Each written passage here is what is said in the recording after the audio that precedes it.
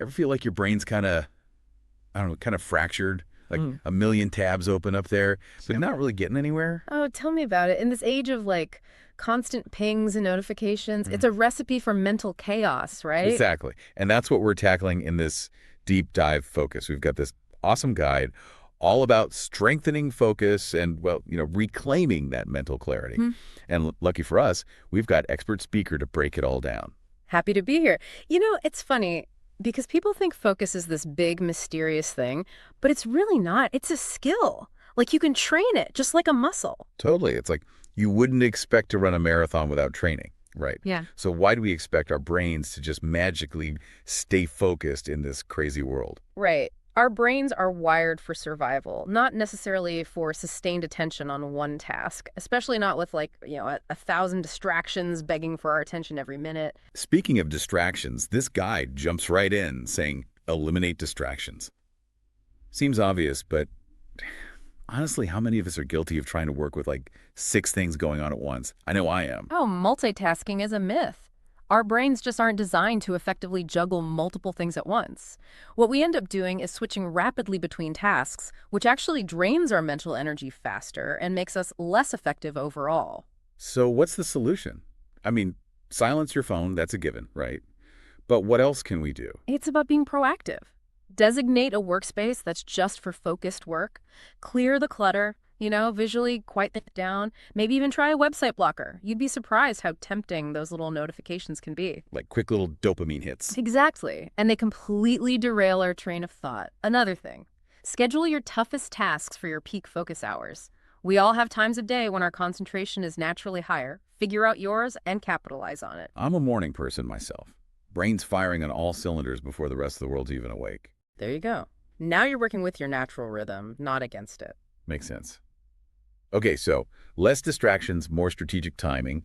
What else does this guide recommend? Time blocking. Have you tried this? Honestly, the term kind of scared me at first. Sounds Yeah, very, rigid, structured. I get it.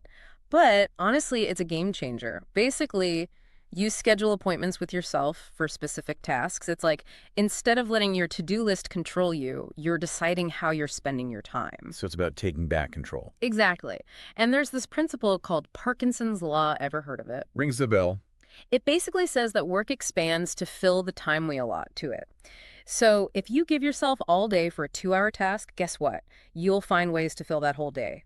But if you time block those 2 hours, you're more likely to work efficiently and get it done. Because you've created that sense of urgency, Right. right? Like, okay, I've got this block of time, got to make it count. Precisely. It's like a mental shift from reactive to proactive.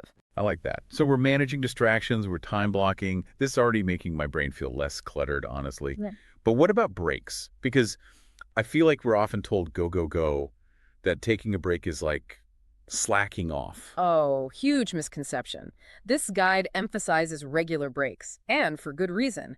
It's about working with our natural energy cycles, those ultradian rhythms.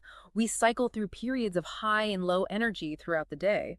Ignoring those rhythms leads to burnout. But if we respect those rhythms, we're actually more productive in the long run. So it's not about being on all the time, but about being strategic with our energy. Exactly. Short breaks, even just a few minutes every hour or so, can make a huge difference. Step away from the screen, move your body, maybe look at something other than pixels for a while. Like look out the window. Oh, I've heard even that can be beneficial. Something about nature and focus. it's true.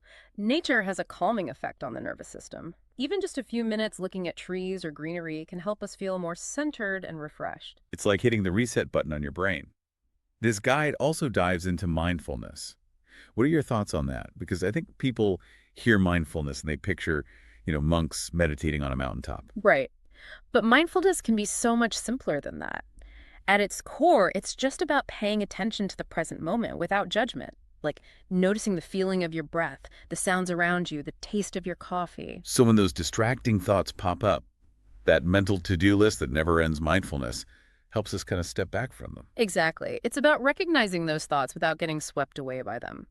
It creates a sense of space and calm in the mind, which, in turn, supports focus. Even a few minutes of mindful breathing can make a world of difference. See, I think this is where people sometimes get tripped up. They think, oh, I need to meditate for an hour every day. But it doesn't have to be this big, overwhelming thing. Not at all. Start small. Even just 5 minutes a day can have a positive impact. The key is consistency. Make it a habit, just like brushing your teeth. Love that analogy. Okay, so we've covered distractions, time blocking, breaks, mindfulness. Anything else this guide recommends for boosting focus? The last thing might seem obvious, but it's crucial. Setting clear goals. Because if you don't know where you're going, any path will do. Right, exactly. Clear goals act like a compass guiding your focus and keeping you motivated. When you know what you're working towards and why it matters to you, it's much easier to stay on track, even when those inevitable distractions pop up. It's like that saying, a goal without a plan is just a wish. I love that. And it's so true. So take some time to reflect on what truly matters to you. What are your goals? What impact do you want to make? And then think about how improved focus can help you get there. So powerful. It's about aligning our actions with our values, our deepest desires. And notice what happens when you do that. How does it impact not just your productivity, but also your stress levels, your relationships, your overall well-being? It's all interconnected, isn't it? Absolutely. So I encourage everyone listening, experiment with these tips. See what works for you. Building focus is a journey, not a destination. I love that. So as we wrap up this deep dive, remember, a calmer, more focused you is within reach. Start small, be consistent, and watch what you can achieve. Until next time.